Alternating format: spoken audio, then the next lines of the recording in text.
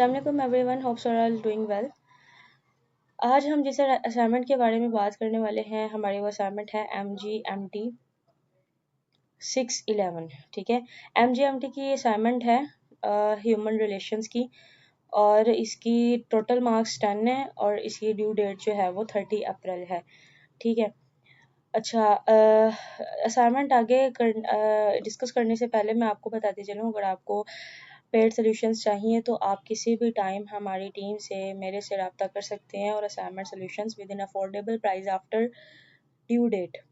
आपको प्राइस जो है वो ज़्यादा बताई जाएगी, ठीक है, लेकिन ड्यू डेट से पहले अगर आप हमसे रब्ता करते हैं तो विद इन अफोर्डेबल प्राइस आपको असाइनमेंट जो है वो मिल जाएंगी। अच्छा, अब हम एंड फर्दर मोड आप प्रोजेक्ट्स के बारे में भी, अगर आपको किसी भी किस्म का प्रोजेक्ट करवाना है तो आप वो भी करवा सकते हैं। लर्निंग ऑब्जेक्टिव्स को हम देख लेते हैं। असाइनमेंट में लर्निंग ऑब्जेक्टिव्स में जो आपने अंडरस्टैंड की हुई हैं basic perceptual biases and their influence and organisational decision making, ठीक है, ये टॉपिक के अबाउट आपको जो है वो असाइनमेंट आई है आपकी।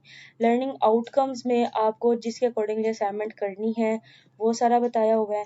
ठीक है, मेनली अगर क्वेश्चन की बात करें तो एक इसका अगर मैं आपको समरी करूँ तो ये है कि एक टेक्सटाइल इंडस्ट्री पाकिस्तान की एक कंपनी है, ठीक है, यानी कि आपकी जो प्रॉब्लम स्टेटमेंट है उसमें ये बताया जा रहा है कि आपकी एक टेक्सटाइल इंडस्ट्री पाकिस्तान को जो है ना करंटली फेस करना पड़ रहा है।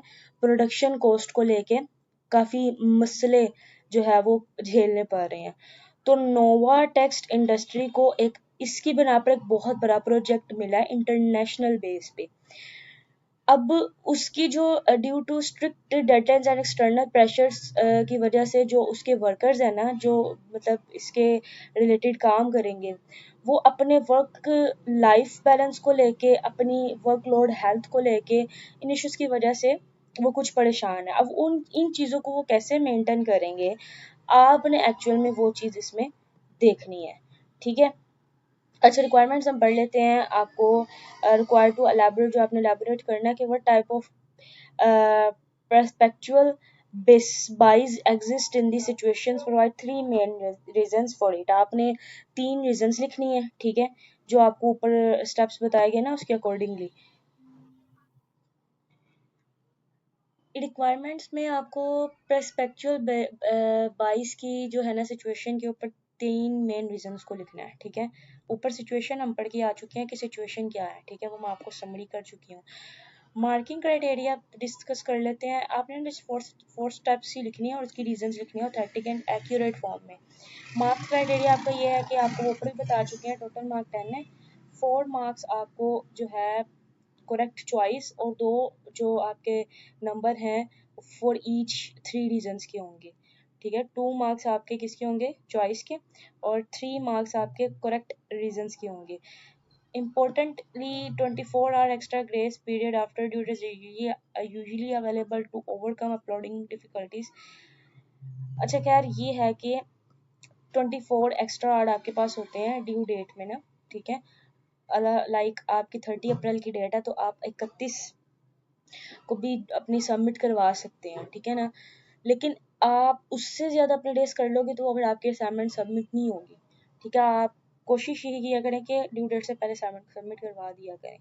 इंस्ट्रक्शंस वही है कि आपने चीटिंग नहीं करनी, ठीक है, एज इट कॉपी पेस्ट वाला कोई नहीं करना, और लॉजिकल रीजनिंग के साथ आपने अपने सोल्यूशन को लिखना है, ठीक है। अदर इंपॉर्टेंट इंस्ट्रक्शंस जो हैं वो फिर वही बता रहे हैं कि अपलोड जो है वो अपनी फाइल LMS के ऊपर करनी है, और ईमेल के ज़रिए आपने अपने असाइनमेंट को सबमिट नहीं करवाना। फॉर्मेटिंग में आपको उन्होंने बताया हुआ है, स्टाइल टाइम्स न्यू रोमन होने चाहिए, एरियल फॉन्ट साइज 12 और MS वर्ड फॉर्मेट में होने चाहिए। ये सारा कुछ आपने रीड कर लेना अच्छे से, ठीक है। रूल्स मार्किंग भी बताई हुई हैं आपको, ठीक है, वो दोबारा वही बता रहे हैं। तो दोबारा रिपीट करने का मकसद ये होता है कि आप केयरफुली अपने असाइनमेंट को करें। अगर आंसर की तरफ आते हैं हम, तो ये आपका MGMT1 का 611 का आंसर है, ठीक है, जिसमें आपको टाइप्स ऑफ पर्सपेक्चुअल बाइस, ठीक है, ये लिखने, उसकी तीन मेन रीजंस ये हैं, ठीक है। इन 3 मेन रीजंस को भी आपने अच्छे से टू द पॉइंट लिखना है। उम्मीद है आपको सोल्यूशन की समझ आई होगी। अगर आपको किसी चीज़ की समझ नहीं आती तो आपने कमेंट बॉक्स में पूछ लेना है। फर्दरली आपको पेड असाइनमेंट्स का भी मैं क्लियरली बता चुकी हूँ। अगर किसी चीज़ की समझ नहीं आती तो कमेंट बॉक्स में आप इजीली पूछ सकते हैं, अपनी क्यूरी कर सकते हैं।